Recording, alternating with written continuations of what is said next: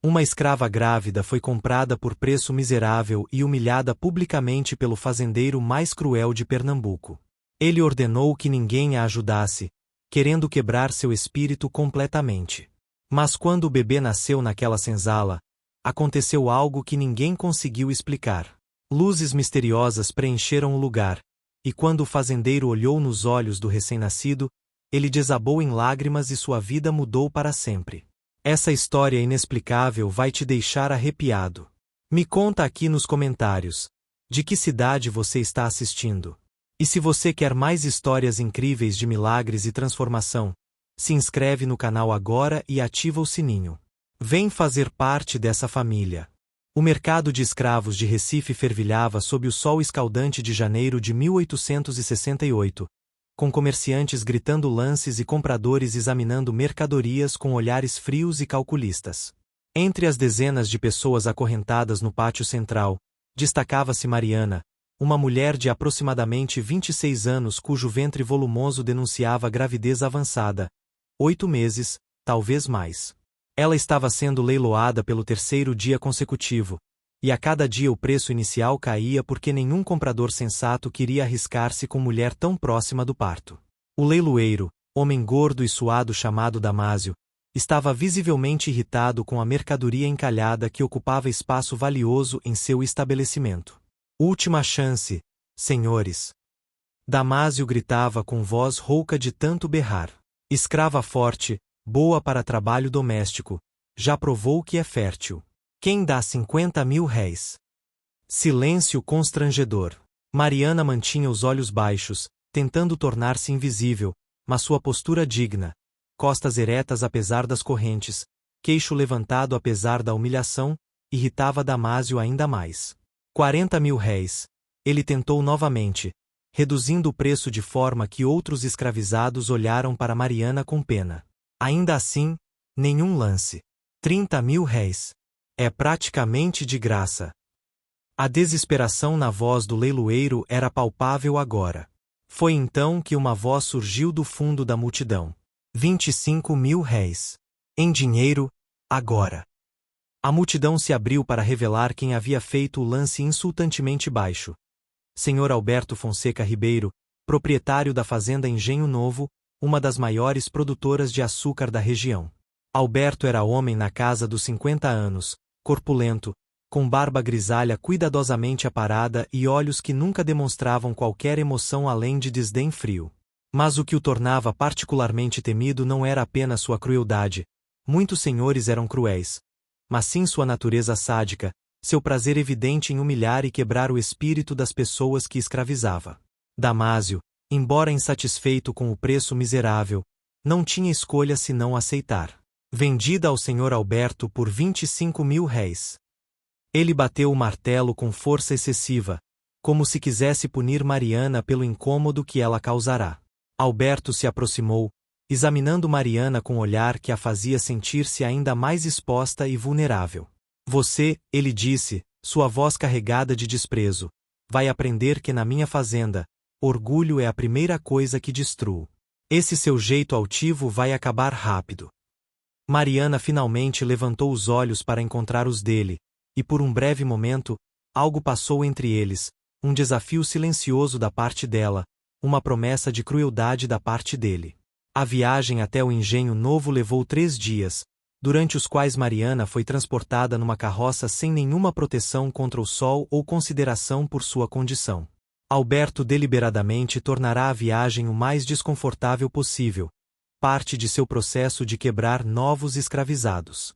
Quando finalmente chegaram à fazenda, localizada nos arredores de Recife, Mariana estava exausta, desidratada, e começando a sentir contrações irregulares que a preocupavam.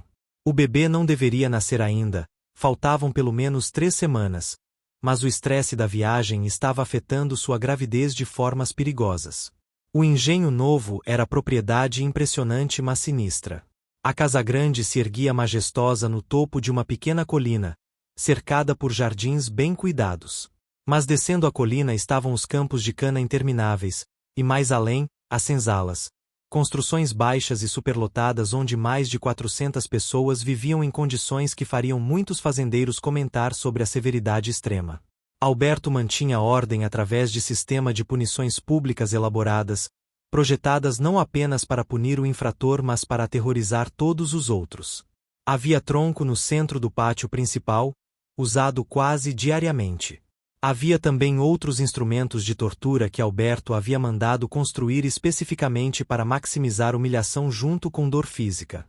Mariana foi levada diretamente ao pátio central, onde Alberto ordenou que todos os escravizados se reunissem. Era sua prática com recém-chegados, fazer apresentação pública que servia como aviso sobre o que esperava aqueles que desafiassem sua autoridade. Mais de 300 pessoas se aglomeraram ao redor, seus rostos mostrando mistura de pena pela nova vítima e alívio por não serem eles mesmos o foco da atenção de Alberto naquele momento. O senhor subiu numa plataforma elevada, arrastando Mariana consigo pela corrente que ainda a prendia. Esta aqui, Alberto anunciou, sua voz projetando-se sobre a multidão silenciosa, é exemplo perfeito de negra arrogante que precisa ser educada. Olhem para ela, até grávida, ainda ousa manter dignidade, como se fosse gente de verdade. Risadas nervosas surgiram de alguns dos feitores, mas a maioria dos escravizados permaneceu em silêncio pesado. Vou fazer com ela o que faço com todos os orgulhosos, vou quebrar esse orgulho até não sobrar nada além de obediência. Ele virou-se para Mariana, que continuava olhando para frente, recusando-se a baixar os olhos. Ajoelha, ele ordenou. Mariana não se moveu. Eu disse ajoelha. Alberto gritou, empurrando-a violentamente. Mariana cambaleou mas não caiu, suas mãos instintivamente protegendo o ventre. Algo dentro dela, orgulho, teimosia, ou simplesmente recusa em ser completamente destruída, a impediu de obedecer. Ela olhou diretamente para Alberto e disse, com voz surpreendentemente firme: posso ajoelhar se o senhor ordenar. Mas não vai quebrar o que há dentro de mim. Nem o senhor nem ninguém pode tirar isso. Silêncio absoluto caiu sobre o pátio. Ninguém, falava assim com Alberto Fonseca Ribeiro. Os escravizados presentes prenderam a respiração, esperando explosão de violência que certamente viria. Mas algo estranho aconteceu. Alberto, em vez de explodir em raiva como esperado, sorriu, um sorriso frio e cruel que era de certa forma mais aterrorizante que qualquer grito. Ah, ele disse suavemente, perigosamente, você vai ser divertida de quebrar. Vou desfrutar cada momento disso. Ele acenou para seu feitor principal, um homem brutal chamado Gaspar. Leva ela para a senzala das mulheres. E garante que todos saibam, ninguém ajuda ela. Ninguém fala com ela. Ela está sozinha aqui. Quero que sinta o peso completo da solidão antes que eu comece realmente a trabalhar nela. Mariana foi arrastada para a senzala das mulheres por Gaspar, que a empurrou rudemente para dentro do barracão escuro e abafado. Ninguém ajuda a nova, ele gritou para cerca de 50 mulheres que ocupavam aquele espaço miserável. Ordens do Senhor. Quem desobedecer conhece o chicote. As mulheres baixaram os olhos, algumas com expressões de culpa, outras de medo, todas entendendo que não tinham escolha senão obedecer. Gaspar saiu rindo, deixando Mariana sozinha em meio a dezenas de pessoas que foram ordenadas a tratá-la como invisível. A senzala era construção longa e baixa, com teto de palha que mal protegia da chuva e paredes de pau a pique cheias de frestas. O chão era terra batida, úmido em alguns lugares, e o ar estava pesado com cheiro de corpos sujos, doença e desespero. Não havia camas, apenas esteiras de palha espalhadas pelo chão onde as mulheres dormiam amontoadas. Mariana encontrou um canto vazio no fundo da senzala e se encolheu ali, suas mãos protetoras sobre o ventre onde o bebê se mexia agitadamente, como se sentisse o estresse e o medo da mãe. As horas se arrastaram. Mariana observava as outras mulheres se moverem ao redor dela, cuidadosamente evitando olhar em sua direção, falando em sussurros que paravam abruptamente quando ela se aproximava. A solidão forçada era a forma de tortura psicológica que Alberto dominava perfeitamente. Seres humanos são criaturas sociais, e isolamento completo em meio à multidão pode quebrar espíritos tão efetivamente quanto dor física. Mariana sentiu o peso dessa solidão como pressão física em seu peito, tornando difícil respirar. Mas entre as mulheres que obedeciam rigidamente à ordem de isolamento, havia uma que lutava visivelmente com o conflito interno. Seu nome era Ifigênia, uma senhora de aproximadamente 50 anos que servirá como parteira não oficial da fazenda por mais de 20 anos. Ifigênia vira Mariana entrar na senzala e imediatamente notar os sinais de trabalho de parto prematuro começando. A forma como Mariana ocasionalmente se curvava levemente, a mão pressionando as costas, as contrações irregulares que faziam seu rosto se contrair de dor. Como parteira, Ifigênia sabia que Mariana precisaria de ajuda quando o bebê viesse, e que sem essa ajuda, mãe e criança poderiam morrer. Durante 2 dias, o impasse continuou. Mariana foi mantida em isolamento, recebendo apenas água e a ração mínima de comida que era jogada perto dela como se fosse animal. Ninguém falava com ela, ninguém a tocava, ninguém reconhecia sua existência além do absolutamente necessário. E durante esses 2 dias, as contrações ficaram mais frequentes e mais intensas. Mariana sabia que o bebê estava vindo, sabia que algo estava errado. O parto estava acontecendo cedo demais, rápido demais, e ela estava sozinha, completamente sozinha, num lugar hostil sob domínio de homem que encontrava prazer em seu sofrimento. Na 3ª noite após sua chegada, o trabalho de parto começou em seriedade. Era por volta da meia-noite quando Mariana sentiu primeira contração verdadeiramente forte, não as contrações preliminares que vinha sentindo, mas dor aguda e inegável que a deixou sem ar. Ela tentou se manter quieta, não querendo atrair atenção, mas a dor era intensa demais para suprimir completamente. Um gemido baixo escapou de seus lábios, depois outro. Algumas mulheres na senzala acordaram com os sons, mas lembrando das ordens de Alberto, viraram-se para o outro lado, fingindo dormir. Ifigênia, porém, não conseguiu mais ignorar. Ela havia passado 2 dias lutando com sua consciência, obediência às ordens de Alberto versus sua vocação como parteira, medo de punição versus impossibilidade moral de deixar mulher e bebê morrerem quando ela tinha conhecimento para possivelmente salvá-los. Quando ouviu os gemidos de dor de Mariana intensificarem, algo dentro de Ifigênia quebrou. Ela se levantou de sua esteira, tremendo tanto de medo quanto de determinação, e caminhou até o canto onde Mariana estava. Eu vou ajudar você, Ifigênia sussurrou, ajoelhando-se ao lado de Mariana. Sei que vou ser punida.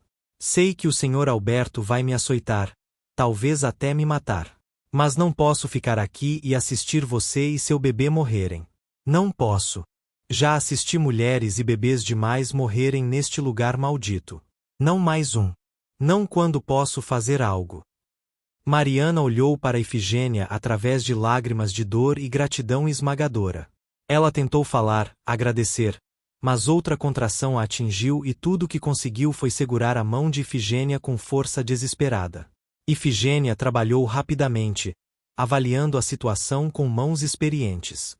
O que descobriu a preocupou profundamente: o bebê estava em posição difícil, não completamente virado, o que poderia tornar o parto perigoso tanto para a mãe quanto para a criança. Além disso, Mariana estava fraca de dias de estresse e nutrição inadequada. Ifigênia sabia que precisaria de ajuda, precisaria de recursos, água quente, panos limpos, ervas medicinais que ela mantinha escondidas. E precisaria de outras mulheres para assistir, porque parto complicado não era trabalho para uma pessoa sozinha. Ela olhou ao redor da senzala, para as outras mulheres que fingiam dormir mas que ela sabia estarem acordadas, ouvindo tudo. Escutem, Ifigênia disse, sua voz baixa mas firme. Eu sei que vocês estão acordadas. Sei que têm medo. Eu também tenho medo. Mas esta mulher vai ter um bebê agora, e ela vai precisar de nossa ajuda. Se nós deixarmos ela e a criança morrerem porque temos medo de Alberto, como vamos viver com isso? Como vamos olhar para nós mesmas sabendo que escolhemos nossa segurança sobre vidas inocentes? Silêncio pesado seguiu suas palavras. Então, lentamente, uma mulher se levantou. Depois outra. Depois mais 3. Depois mais 6. Até que 15 mulheres estavam de pé, formando círculo ao redor de Mariana, escolhendo compaixão sobre medo, humanidade sobre autopreservação. O parto de Mariana durou toda a noite e entrou pela manhã seguinte. As contrações eram intensas e frequentes, mas o bebê não descia como deveria. Ifigênia trabalhou com toda a sua experiência de 2 décadas, tentando manobrar o bebê para a posição melhor, instruindo Mariana sobre quando empurrar e quando respirar, suas mãos firmes mas gentis. As outras mulheres formavam corrente de apoio ao redor. Algumas seguravam as mãos de Mariana, outras aqueciam água, outras preparavam panos e cataplasmas de ervas que Ifigênia usava para facilitar o trabalho de parto. Mariana estava além da exaustão, operando em algum estado limítrofe entre consciência e delírio. A dor era avassaladora, consumindo tudo, mas pior que a dor física era o medo. Medo de que ela ou o bebê não sobrevivessem. Medo de que Alberto descobrisse que Ifigênia e as outras haviam desobedecido suas ordens e as punisse terrivelmente. Medo de que mesmo se o bebê nascesse vivo e saudável, cresceria em escravidão sob domínio de homem cruel e sádico. Mas entre as ondas de medo e dor, havia também algo mais: determinação feroz de sobreviver, de trazer seu filho ao mundo, de provar que Alberto não podia quebrar o que havia dentro dela. Quando o amanhecer finalmente chegou, tingindo o céu de rosa e dourado, algo extraordinário começou a acontecer. As mulheres que assistiam o parto notaram primeiro: uma luz estranha começou a preencher a senzala, mais brilhante que a luz fraca que normalmente penetrava através das frestas nas paredes. Era como se o próprio sol estivesse se concentrando naquele lugar, naquele momento. E com a luz veio calor, não o calor sufocante de janeiro em Pernambuco, mas calor gentil e reconfortante que parecia emanar de dentro de Mariana, ou talvez do bebê que estava prestes a nascer. Ifigênia sentiu também. Suas mãos, posicionadas para guiar o bebê, de repente sentiram onda de energia que ela não conseguia explicar. Não era nada físico que pudesse ser medido ou tocado, mas era absolutamente real. E naquele momento, o bebê que havia estado em posição difícil subitamente se moveu, não empurrado por Ifigênia, não forçado por contração, mas como se estivesse se reposicionando deliberadamente por conta própria. Ele está virando, Ifigênia sussurrou com admiração. O bebê está virando sozinho. As outras mulheres observavam em silêncio reverente, testemunhando algo que desafiava toda explicação médica. Com o bebê agora em posição correta, o parto progrediu rapidamente. Mariana, que segundos antes estava sem forças, de repente sentiu renovação de energia que não deveria existir. Era como se o próprio bebê estivesse de alguma forma sustentando-a, dando-lhe força através de conexão que transcendia entendimento racional. Ifigênia instruiu: agora, Mariana. Agora você empurra com tudo. E Mariana empurrou. 1 vez, 2 vezes, 3 vezes. Na 4ª tentativa, com um grito que ecoou pela senzala e além, o bebê nasceu. O que aconteceu no segundo seguinte seria discutido em sussurros pelas mulheres da fazenda pelo resto de suas vidas, tornando-se lenda que se espalharia por toda a região. No momento exato em que o bebê, um menino, deixou o corpo de Mariana e entrou no mundo, um raio de sol penetrou através de buraco no teto da senzala e iluminou exatamente o lugar onde ele estava, como holofote celestial marcando seu nascimento. Mais extraordinário ainda, o bebê não chorou como recém-nascidos normalmente fazem. Em vez disso, ele abriu os olhos, olhos surpreendentemente focados e alertas, e olhou ao redor com expressão que era quase consciente. Ifigênia limpou o bebê com mãos que tremiam de admiração e algo próximo de medo reverente. Quando envolveu a criança em pano limpo que as mulheres haviam preparado e a colocou nos braços de Mariana, algo mágico aconteceu. No momento em que mãe e filho se tocaram, uma onda de calor e luz preencheu toda a senzala. Não imaginação, não alucinação, mas fenômeno real que todas as 15 mulheres presentes testemunharam. E com aquele calor veio sensação de paz profunda, de esperança que não tinha base racional mas que era absolutamente real e palpável. Meu filho, Mariana sussurrou, lágrimas escorrendo por seu rosto enquanto olhava para o bebê em seus braços. Meu filho milagroso. Ela sabia, com certeza que transcendia a lógica, que aquela criança era extraordinária. Não sabia exatamente como ou porquê, mas sabia que seu filho havia nascido com propósito, com dom que ela não compreendia completamente mas que sentia em cada fibra de seu ser. As outras mulheres ao redor murmuravam entre si, algumas rezando, outras simplesmente observando com reverência, todas sentindo que haviam testemunhado algo que ia além do natural. Foi então que a porta da senzala se abriu violentamente e Gaspar entrou, claramente irritado. O que está acontecendo aqui? Por que todos esses? Suas palavras morreram quando ele viu a cena diante dele, Mariana com o bebê recém-nascido, Ifigênia e as outras mulheres ao redor, evidência clara de que suas ordens haviam sido desobedecidas. Seu rosto ficou vermelho de raiva. Vocês desobedeceram o Sr. Alberto, ele rugiu. Todas vocês vão pagar por isso. Especialmente você, ele apontou para Ifigênia. O Sr. Alberto vai te arrancar a pele por isso. As mulheres se entreolharam, medo retornando agora que o momento extraordinário do nascimento havia passado. Elas sabiam que punição severa estava vindo, e algumas começaram a se arrepender de sua decisão de ajudar. Mas Ifigênia, segurando o olhar de Gaspar sem recuar, disse com voz surpreendentemente calma: então que venha a punição. Eu faria tudo de novo. Prefiro morrer sabendo que salvei vidas do que viver sabendo que as deixei perecer por covardia. Suas palavras ressoaram na senzala, lembrando as outras mulheres porque haviam escolhido ajudar, renovando sua coragem mesmo diante do terror que estava por vir. A notícia da desobediência chegou a Alberto durante o café da manhã, e sua reação foi explosão de raiva fria e calculada que seus escravizados haviam aprendido a temer mais que qualquer demonstração de emoção quente. Ele ordenou que todas as mulheres que haviam ajudado Mariana fossem trazidas ao pátio central imediatamente, todas as 15, incluindo Ifigênia. Mariana, ainda fraca do parto mas segurando o bebê contra o peito, foi arrastada também, porque Alberto queria que ela testemunhasse a punição que sua presença causará, queria que carregasse culpa como parte de sua própria punição psicológica. O sol de meio-dia era implacável quando mais de 400 pessoas foram forçadas a se reunir no pátio central. Alberto subia na plataforma elevada, seu rosto uma máscara de fúria controlada.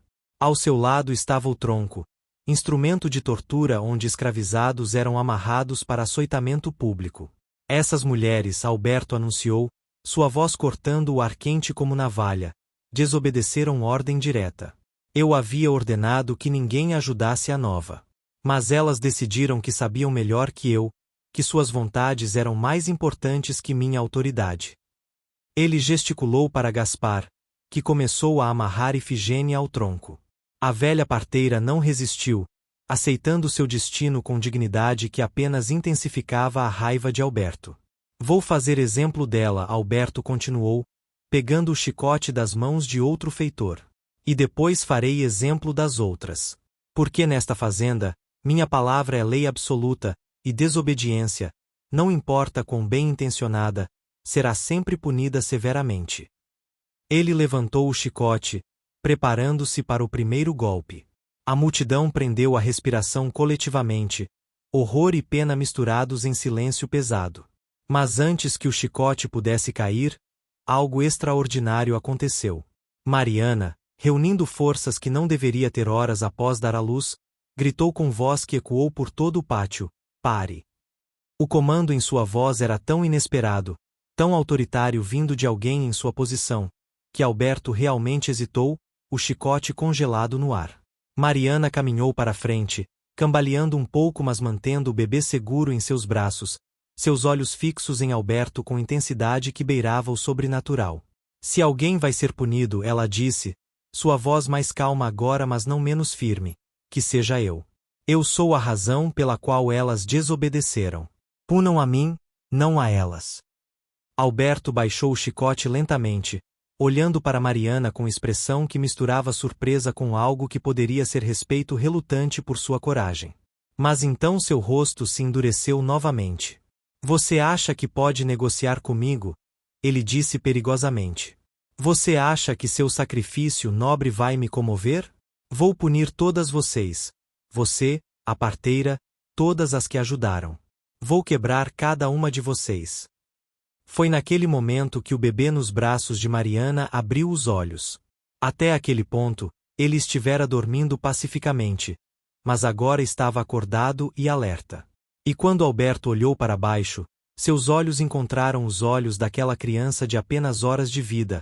Algo aconteceu que ninguém no pátio jamais esqueceria. Alberto congelou completamente, como se tivesse sido transformado em estátua. Seu rosto passou por série de expressões: surpresa, confusão, medo, horror, e finalmente algo que parecia dor profunda. O chicote caiu de suas mãos entorpecidas, batendo no chão de pedra com som que ecoou no silêncio absoluto. O bebê continuava olhando para Alberto, e embora fosse impossível, todos os presentes juravam depois que havia algo naquele olhar. Algo como julgamento misturado com compaixão, entendimento misturado com desafio. Alberto começou a tremer, primeiro levemente, depois violentamente. Suor brotou em sua testa apesar do calor que todos já estavam acostumados. E então, para choque absoluto de todos presentes, lágrimas começaram a escorrer pelo rosto do homem que jamais demonstrara qualquer emoção além de raiva e desdém. O que é essa criança? Alberto sussurrou, sua voz rouca e quebrada de forma que ninguém jamais ouvirá antes. Ele não conseguia desviar os olhos do bebê, como se estivesse preso num transe. E naquele olhar prolongado, Alberto viu coisas, não com seus olhos físicos mas com alguma parte mais profunda de si mesmo que ele havia enterrado há décadas. Viu sua própria vida, todas as crueldades que cometera, todos os espíritos que quebrara, todo o sofrimento que causará. Viu o monstro que se tornará, e pela primeira vez em sua vida adulta, sentiu vergonha genuína e devastadora. Gaspar se aproximou, alarmado. Senhor? O senhor está bem? Mas Alberto não respondeu. Ele estava completamente absorto na experiência de ser forçado a ver verdades sobre si mesmo que sempre evitara. Era como se aquele bebê impossível tivesse o poder de arrancar todas as defesas psicológicas que Alberto construíra, deixando-o nu e exposto diante de sua própria consciência. E o peso daquela consciência era esmagador, décadas de crimes contra a humanidade, todos desfilando diante dele em clareza brutal e inescapável. Alberto cambaleou para trás, quase caindo da plataforma. Homens correram para segurá-lo, mas ele os empurrou, tropeçando escada abaixo e afastando-se da plataforma como se estivesse fugindo de algo terrível. Mas não era de Mariana ou do bebê que ele fugia, era de si mesmo, das verdades que não podia mais negar ou racionalizar. Ele atravessou o pátio cambaleando, a multidão de escravizados se abrindo silenciosamente para deixá-lo passar, todos em choque com o que estavam testemunhando. Mariana permaneceu no centro do pátio, segurando seu filho, observando Alberto fugir. Ela não compreendia completamente o que acabará de acontecer, mas sabia que algo fundamental havia mudado. O bebê em seus braços fechou os olhos novamente, retornando ao sono pacífico, como se o que quer que tivesse feito, qualquer poder extraordinário que possuísse, houvesse completado seu propósito no momento. Ifigênia, ainda amarrada ao tronco, olhava da mãe para o bebê para o lugar onde Alberto desaparecera, e sussurrou para si mesma, misericórdia divina. Aquela criança tem dom dos céus. Alberto trancou-se em sua biblioteca pelo resto do dia e toda a noite seguinte. Ele recusava comida, recusava ver alguém, recusava responder quando sua irmã mais nova, Dona Clarice, que morava na casa grande e ajudava a administrar os assuntos domésticos, batia à porta preocupada. Dentro da biblioteca, Alberto estava passando por crise existencial mais profunda de sua vida. Sentado em sua poltrona de couro, ele reviveu memória após memória, cada uma agora vista através de lente moral que nunca aplicara antes. Viu-se aos 20 anos, herdando a fazenda de seu pai e tomando decisão consciente de tornar o regime ainda mais brutal para maximizar lucros. Lembrou-se do primeiro açoitamento que ordenara, um homem punido por preguiça que na verdade estava doente com febre. Lembrou-se das famílias que separara, vendendo crianças longe dos pais porque compradores ofereciam bom preço. Lembrou-se das mulheres que havia permitido que seus feitores abusassem sexualmente, fechando os olhos para crimes que aconteciam sob sua autoridade. Cada memória era punhalada de culpa, e juntas elas formavam peso que ameaçava esmagá-lo completamente. Mas o mais doloroso era ver padrão em seu comportamento, prazer sádico que encontrava em humilhar e quebrar pessoas. Não era apenas sobre lucro ou controle. Era sobre poder puro, sobre capacidade de destruir outros seres humanos psicologicamente tanto quanto fisicamente. Alberto confrontou verdade brutal. Ele não era apenas senhor de escravos tentando administrar propriedade de forma eficiente. Ele era sádico que usava a escravidão como desculpa para indulger em crueldade que teria sido criminal em qualquer outro contexto. E essa revelação, essa compreensão completa de sua própria monstruosidade, era insuportável. Enquanto isso, na senzala, vida continuava mas com tensão subjacente. As mulheres que haviam ajudado Mariana estavam soltas, ninguém as havia amarrado ao tronco após Alberto fugir, e ninguém sabia o que fazer sem ordens dele. Gaspar e os outros feitores estavam nervosos, sem direção clara e confusos sobre o que testemunharam. Rumores se espalhavam pela fazenda como fogo, alguns diziam que o bebê era demônio que enfeitiçara o senhor Alberto.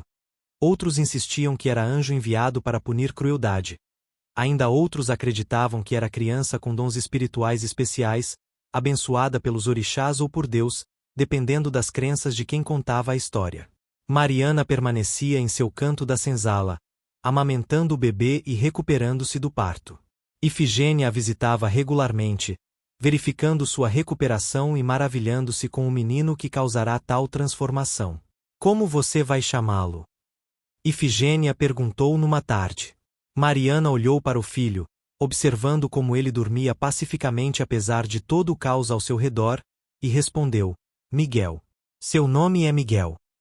O nome significava quem é como Deus, e parecia apropriado para a criança que de alguma forma possuía poder de fazer homens cruéis confrontarem suas consciências. No segundo dia de isolamento de Alberto, Dona Clarice decidiu que precisava intervir.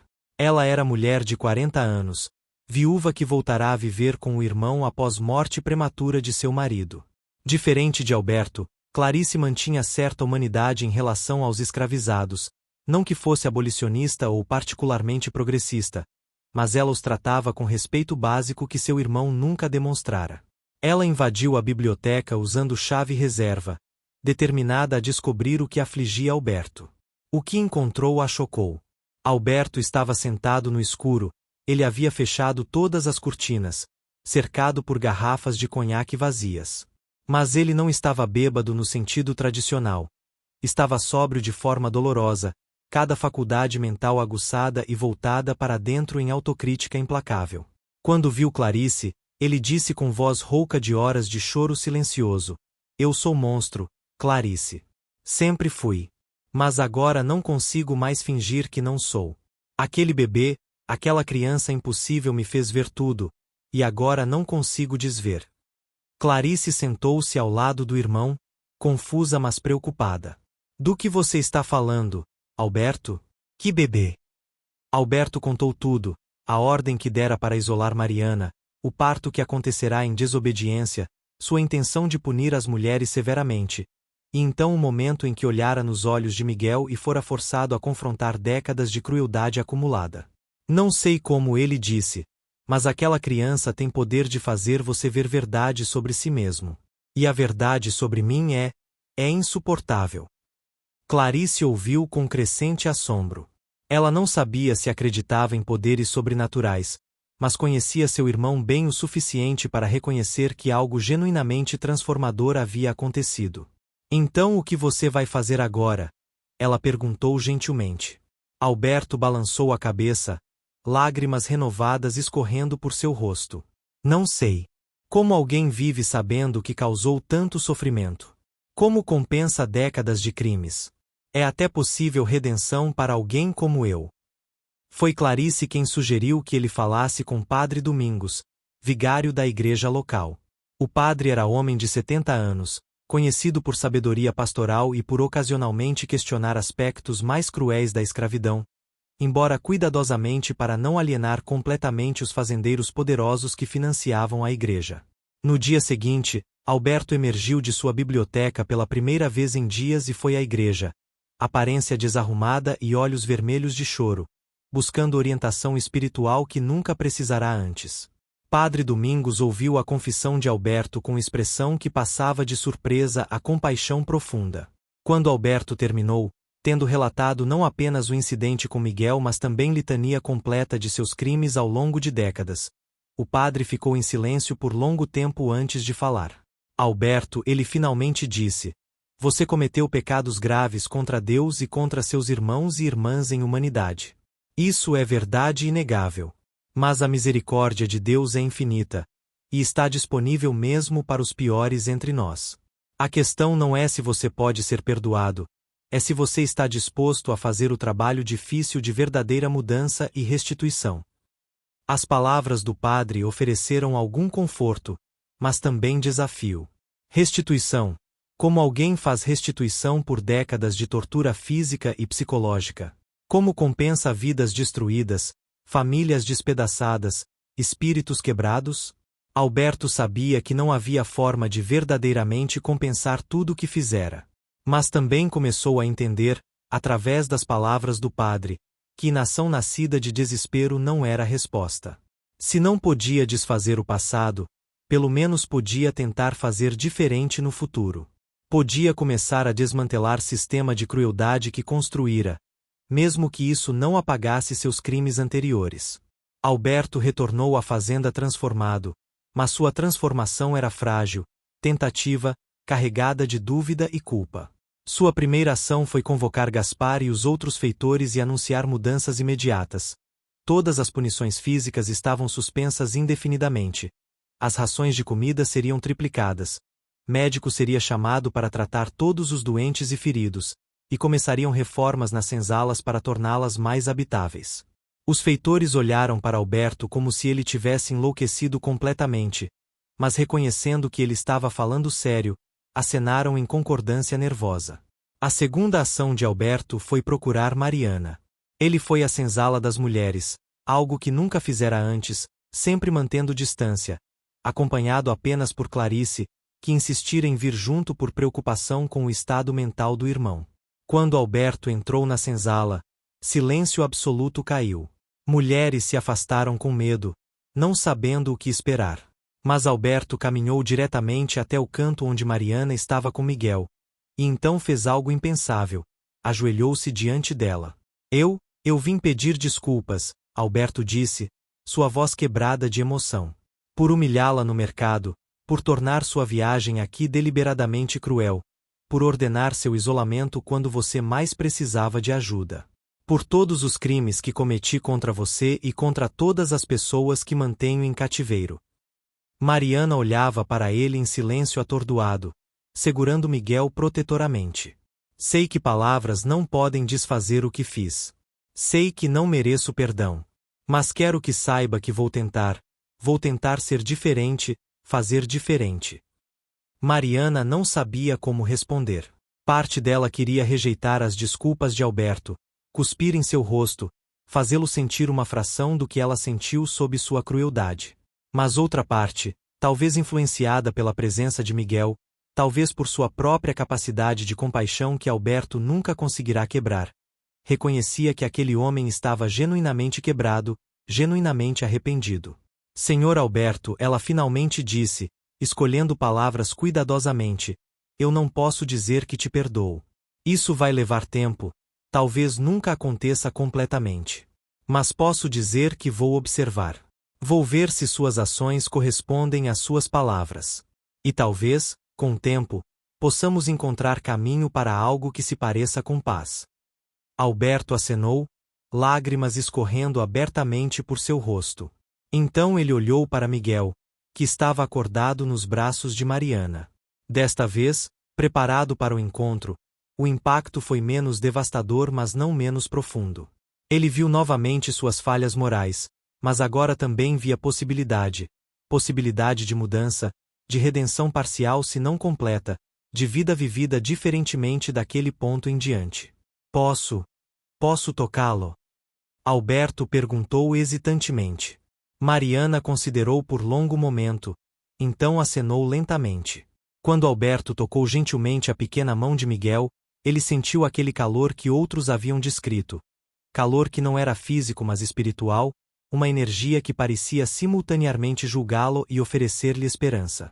Miguel olhou para Alberto com aqueles olhos extraordinários, e embora fosse bebê de dias, havia algo naquele olhar que comunicava entendimento complexo. Alberto sentiu, não ouviu com ouvidos mas sentiu com todo o seu ser, uma mensagem: você pode mudar. Escolha mudar. Era simples mas profundo, e Alberto abraçou aquela mensagem como o homem se afogando abraça a tábua de salvação. Nos dias e semanas seguintes, mudanças na fazenda Engenho Novo foram rápidas e substanciais. Alberto implementou todas as reformas que prometera e mais. Ele libertou Ifigênia imediatamente, como gratidão por ter salvado Mariana e Miguel. Estabeleceu programa onde outros escravizados podiam trabalhar por sua liberdade a preços justos. Começou o processo de transformar partes da fazenda em sistema cooperativo. E mais radicalmente, começou a desfazer cultura de medo e crueldade que dominara a fazenda por décadas, substituindo-a gradualmente com algo que se aproximava de respeito mútuo. Mas a transformação não foi fácil ou suave. Alguns dos feitores, especialmente Gaspar, resistiam às mudanças, sabotando quando podiam ou simplesmente recusando-se a implementar as novas políticas com genuinidade. Alberto teve que demitir 3 feitores nos primeiros 2 meses, substituindo-os por homens que ele esperava seriam menos brutais. Havia também resistência de outros fazendeiros da região, que viam as ações de Alberto como ameaça e traição, e começaram campanha de isolamento social e econômico contra ele. Mais difícil ainda era a resistência interna que Alberto enfrentava. Décadas de hábitos não mudavam da noite para o dia. Ele ainda sentia impulsos de raiva, ainda queria ocasionalmente recorrer a métodos antigos de controle através de intimidação e punição. Mas cada vez que sentia esses impulsos, ele pensava em Miguel, nos olhos daquela criança que o haviam forçado a ver verdade. E gradualmente, dolorosamente, ele aprendeu a escolher diferente, a responder com paciência em vez de raiva, com compaixão em vez de crueldade. Mariana observava tudo com cautela. Ela não confiava completamente em Alberto, como poderia, após tudo que experimentara? Mas ela reconhecia que ele estava fazendo esforço genuíno. E conforme meses passavam e melhorias continuavam, conforme ela via outras mulheres e homens beneficiando-se das mudanças, sua atitude em relação a Alberto gradualmente suavizava de hostilidade aberta para algo mais próximo de aceitação cautelosa. Ela permitia que ele visitasse Miguel regularmente, sempre sob sua supervisão, e notava como o bebê parecia ter efeito calmante em Alberto, ajudando-o a manter curso em sua transformação. Miguel, enquanto isso, crescia em ambiente radicalmente diferente de onde nascerá. Ele era criança extraordinariamente tranquila e observadora, alcançando marcos de desenvolvimento cedo, sempre parecendo consciente de tudo ao seu redor de forma que ia além do normal para bebês. E seu dom continuava manifestando-se. Pessoas que passavam tempo perto dele relatavam sentir-se mais conscientes de suas próprias falhas morais, mas também mais esperançosas sobre capacidade de mudança. Era como se Miguel fosse catalisador vivo para crescimento moral em todos ao seu redor. Quando Miguel completou 6 meses, em julho de 1868, a fazenda Engenho Novo era lugar quase irreconhecível comparado ao que fora no início do ano. As melhorias físicas eram visíveis, senzalas reformadas com tetos sólidos e paredes sem frestas, hortas comunitárias onde famílias cultivavam próprios alimentos, escola rudimentar onde crianças e alguns adultos aprendiam a ler. Mas a mudança mais profunda era atmosférica. Havia menos medo, menos desespero, mais esperança palpável de que futuro melhor era possível. Alberto continuava sua jornada de transformação, mas reconhecia que era processo que levaria resto de sua vida. Ele começara a documentar seus crimes em diário detalhado, não por masoquismo mas como forma de responsabilização, garantindo que nunca esqueceria o que fizera, nunca permitiria que memória se suavizasse ou que justificativas se infiltrassem. Padre Domingos o visitava semanalmente para orientação espiritual, ajudando-o a navegar complexidades de culpa, arrependimento e tentativas de restituição. Foi durante uma dessas visitas pastorais que Padre Domingos conheceu Miguel. Alberto havia pedido ao padre para batizar a criança, e Mariana concordara, vendo o batismo como forma de proteção espiritual para seu filho extraordinário.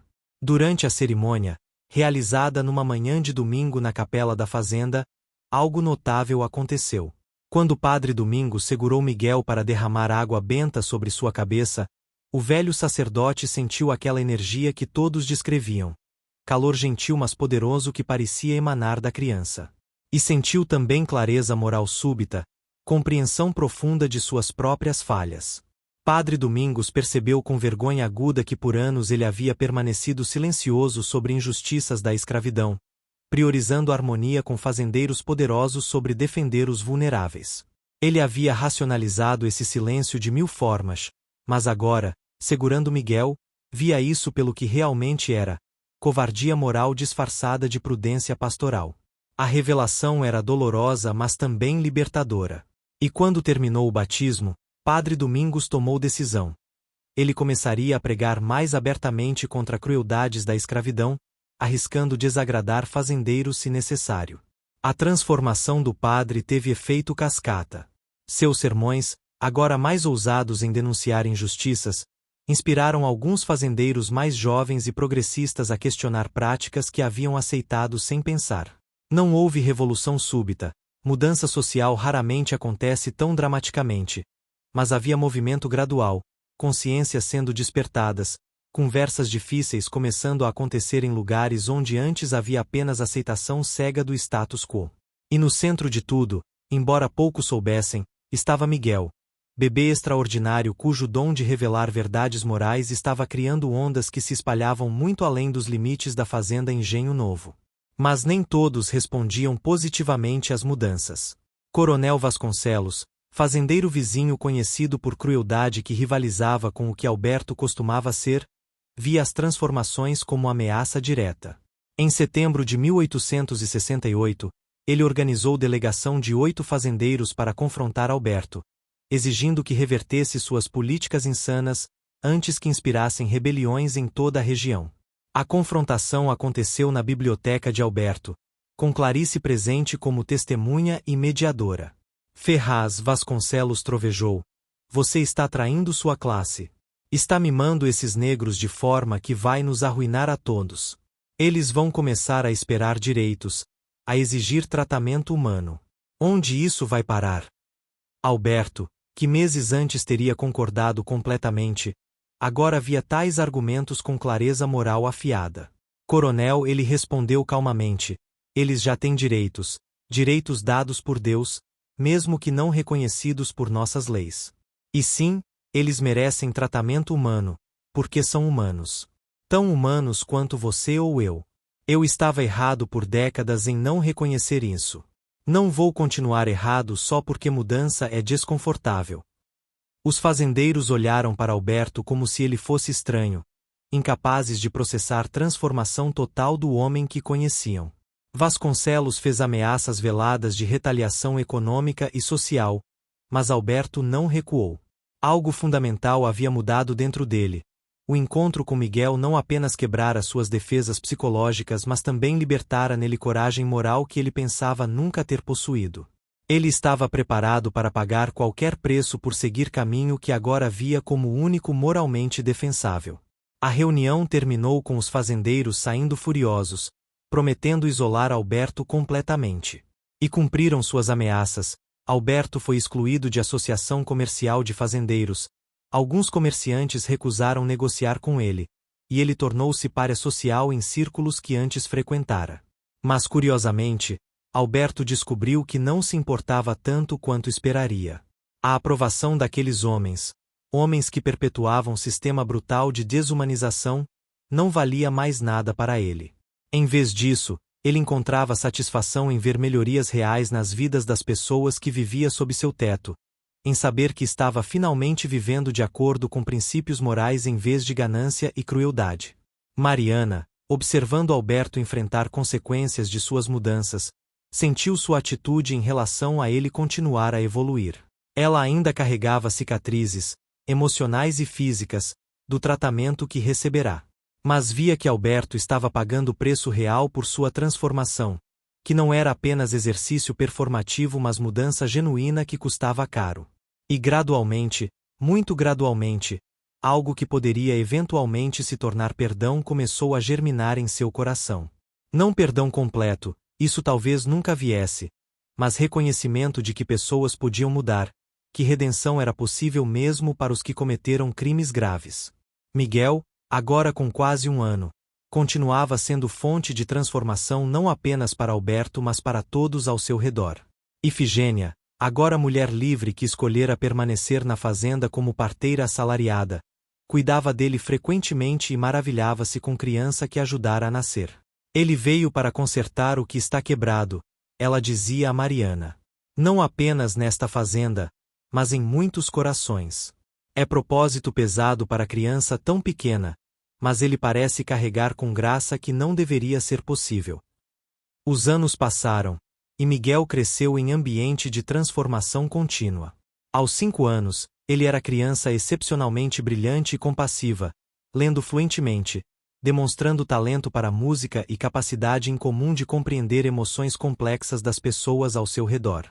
Seu dom evoluíra, ele agora tinha controle consciente sobre quando e como usá-lo, tendo aprendido com orientação de Mariana, Ifigênia e Padre Domingos a empregar seu poder de revelar verdades morais com sabedoria e compaixão.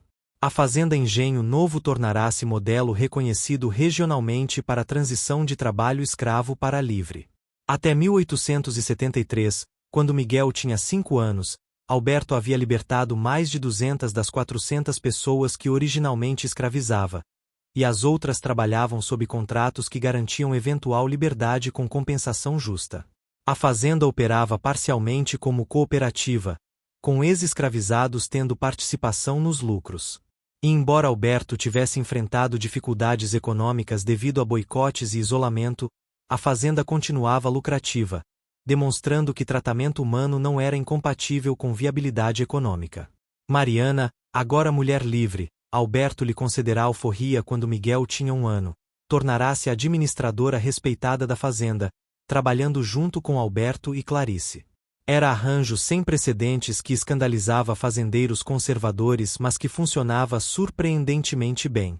Mariana trazia perspectiva que Alberto nunca poderia ter, compreensão vivida de como políticas afetavam aqueles que eram governados por elas.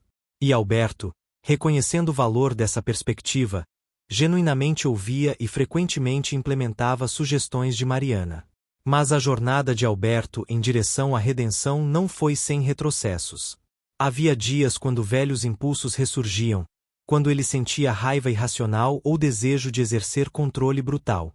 Nesses momentos, ele buscava Miguel, não para que o menino o curasse com seus dons, mas simplesmente para lembrar-se de por que escolhera mudar. Ver Miguel brincar com outras crianças, todas agora crescendo em ambiente com esperança de futuro melhor, renovava a determinação de Alberto de continuar no caminho difícil que escolhera. Em 1875, quando Miguel tinha 7 anos, Brasil passou por mudanças políticas significativas. O movimento abolicionista ganhava força, e havia pressão crescente para acabar com a escravidão completamente. Alberto, agora voz respeitada entre pequeno mas crescente grupo de fazendeiros progressistas, começou a advogar publicamente pela abolição. Ele escreveu artigos para jornais, deu palestras, abriu sua fazenda para visitantes que queriam ver como transição para trabalho livre era possível. E sempre, em suas falas e escritos, ele creditava sua transformação a Miguel, a criança extraordinária cujo nascimento havia forçado a confrontar verdades que mudaram sua vida completamente. A história de Miguel se espalhou por toda a província e além, tornando-se lenda que inspirava esperança em escravizados e provocava reflexão em alguns senhores. Alguns descartavam como superstição, outros a abraçavam como milagre. Mas independentemente de como era interpretada, o impacto era inegável. A Fazenda Engenho Novo tornará-se prova viva de que mudança era possível, que sistema brutal podia ser desmantelado gradualmente, que até corações mais frios podiam ser aquecidos se confrontados com verdade moral suficientemente poderosa. Quando Lei Áurea finalmente foi assinada em 1888, abolindo completamente a escravidão no Brasil, Miguel tinha 20 anos. Ele havia se tornado educador respeitado, viajando por província fundando escolas para ex-escravizados, defendendo não apenas liberdade legal mas também oportunidades econômicas e educacionais que tornariam aquela liberdade significativa. E sempre que contava sua história, como nascerá em humilhação, como quase morreu antes mesmo de entrar no mundo, como seu nascimento catalisara transformação impossível, ele terminava da mesma forma. Minha mãe foi humilhada por homem cruel que queria quebrar seu espírito. Mas ela manteve sua dignidade, e eu nasci não apesar da humilhação mas de alguma forma através dela. O que aconteceu no meu parto, as luzes, o calor, o poder de fazer pessoas verem verdade, eu ainda não compreendo completamente. Alguns dizem que foi milagre de Deus, outros dizem que foram orixás, outros procuram explicações mais terrenas. Não sei ao certo. Mas sei disso. Cada um de nós tem poder de revelar verdade, de forçar confronto com consciência, de inspirar mudança. Talvez meu dom seja apenas versão mais óbvia de algo que todos possuímos. E se for verdade, então cada um de nós pode ser catalisador de transformação, pode ser luz em lugares escuros, pode quebrar correntes não apenas de ferro mas de coração e mente. Alberto viveu até os 80 anos, morrendo em 1896. Seus últimos anos foram passados em paz relativa, cercado por comunidade que ele ajudara a criar, ex-escravizados que se tornaram parceiros, trabalhadores livres que prosperavam, crianças que cresciam com oportunidades que seus pais nunca tiveram. No leito de morte, ele pediu para ver Miguel uma última vez. Quando o jovem veio, Alberto segurou sua mão e disse com voz fraca mas clara: "Você me salvou. Não apenas mostrou meus pecados, mas mostrou que redenção era possível. Vou morrer sabendo que fiz terríveis erros, mas também sabendo que tentei consertá-los. Obrigado por me dar essa chance." Miguel segurou a mão do velho, lágrimas escorrendo por seu rosto. "Você salvou a si mesmo", ele respondeu gentilmente. "Eu apenas mostrei o caminho. Você escolheu caminhar nele, mesmo quando era difícil, mesmo quando custava caro. Isso foi sua escolha, sua coragem, sua redenção." E enquanto Alberto fechava os olhos pela última vez, havia paz em seu rosto, paz que ele não conhecera por décadas, paz que só vem de saber que, apesar de todos os erros, ele finalmente escolhera fazer o certo. Mariana viveu até os 70 anos, testemunhando Miguel construir família, carreira e legado. E sempre que contava a história do nascimento de seu filho, o parto que ninguém soube explicar, as luzes e calor inexplicáveis, o poder extraordinário que Miguel possuía, ela terminava reafirmando: "Eles tentaram me humilhar, tentaram me quebrar. Mas do fundo daquela humilhação nasceu milagre que mudou não apenas vidas mas corações." E isso prova que não importa quão escura seja a noite, luz sempre pode nascer, esperança sempre pode emergir, e transformação sempre é possível para aqueles corajosos o suficiente para confrontar verdade.